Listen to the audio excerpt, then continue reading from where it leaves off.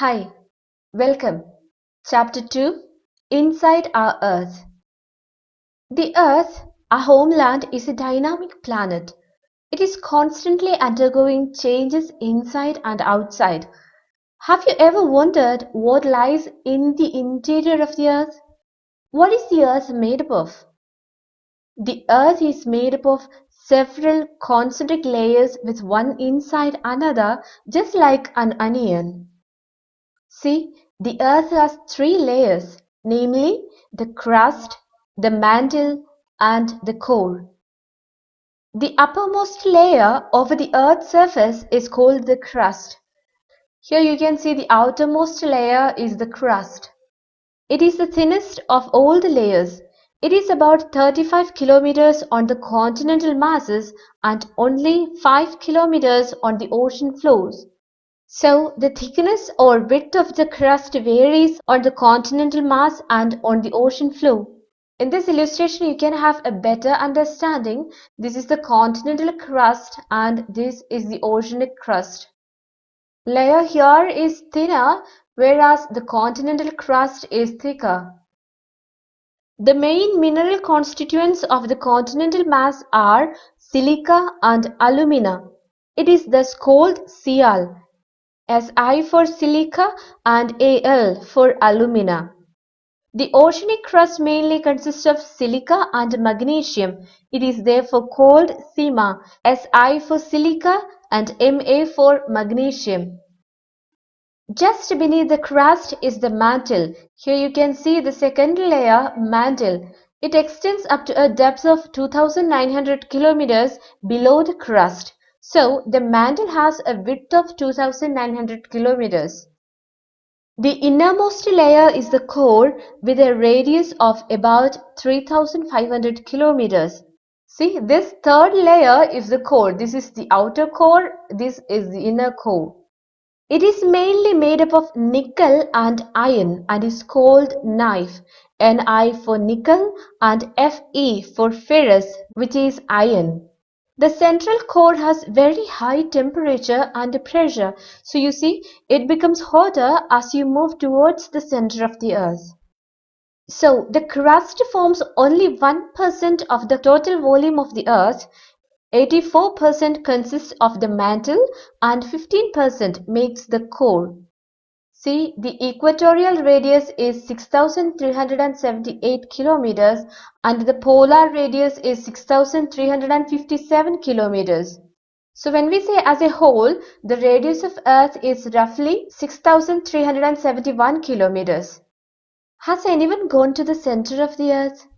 The deepest mine in the world is in South Africa, Mponeng Gold Mine. It is about 4 kilometers deep. In search for oil, engineers have dug a hole about 6 kilometers deep. But see, this is not the deepest hole humans have dug into the earth. Known as the Kola borehole in Russia reaches approximately 12.2 kilometers deep. It took 20 years to reach that depth. The engineers and scientists had to abandon this digging the earth project as they hit unexpectedly high temperatures, around 180 degrees Celsius. The drilling was stopped in 1992. See, now it is covered and welded shut. So this hole is known as the deepest hole humans have ever dug into the earth. And it's 12.2 kilometers deep. See, to reach to the center of the earth, which is not possible, you will have to dig a hole 6,000 kilometers deep on the ocean floor. The Earth's crust is made up of various types of rocks. Any natural mass of mineral matter that makes up the Earth's crust is called a rock. Rocks can be of different color, size, and texture. There are three major types of rocks: igneous rocks, sedimentary rocks, and metamorphic rocks. We have learned about volcanic mountains, and we know when it erupts, molten magma comes out of it. When the molten magma cools, it becomes solid. Rocks thus formed are called igneous rocks. The word igneous comes from a Latin word ignis, meaning fire. They are also called primary rocks. There are two types of igneous rocks: intrusive rocks and extrusive rocks. Can you imagine lava coming out from the volcanoes? Lava is actually fiery red molten magma coming out from the interior of the earth on its surface. When this molten lava comes on the earth's surface, it rapidly cools down and becomes solid. Rocks formed in such a way on the crust are called extrusive igneous rocks. They have a very fine-grained structure. For example, basalt. The Deccan Plateau is made up of basalt rocks. Here you can see the Deccan Plateau, the regions covering the Deccan Plateau. So the Deccan Plateau is made up of basalt rocks. So you see the basalt rocks of this region was formed as a result of a volcanic eruption. Sometimes the molten magma cools down deep inside the Earth's crust. Solid rocks so formed are called intrusive igneous rocks. Since they cool down very slowly, they form large grains. Granite is an example of such rock. Grinding stones used to prepare paste or powder of spices and grains are made of granite. The second type of rocks is sedimentary rocks.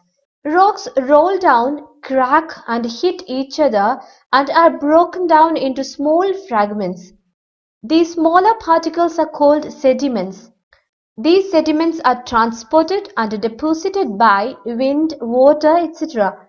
These loose sediments slowly are compressed and hardened to form layers of rocks. These types of rocks are called sedimentary rocks. See here you can see in this picture the sedimentary rocks. The word sedimentary comes from Latin word sedimentum meaning settle down. One example for such rocks is sandstone. Sandstone is made from grains of sand. These rocks also may contain fossils of plants and animals and other microorganisms that once lived on them. So what are fossils?